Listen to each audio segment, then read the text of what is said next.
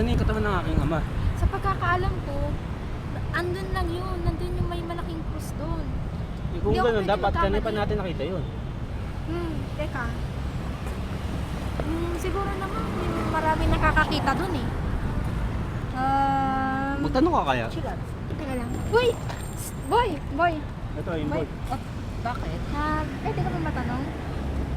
May nakita ka bang malaking krus sa Lubina? Malaking krus?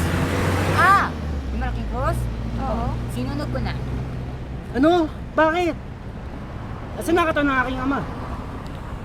Napagutusan lang ako eh. Kaya sinunod ko lang. Sino? Si Father Garute.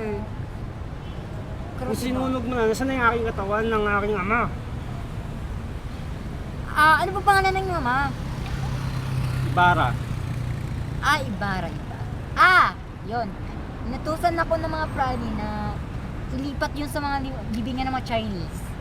Pero, bumabagyo nun eh.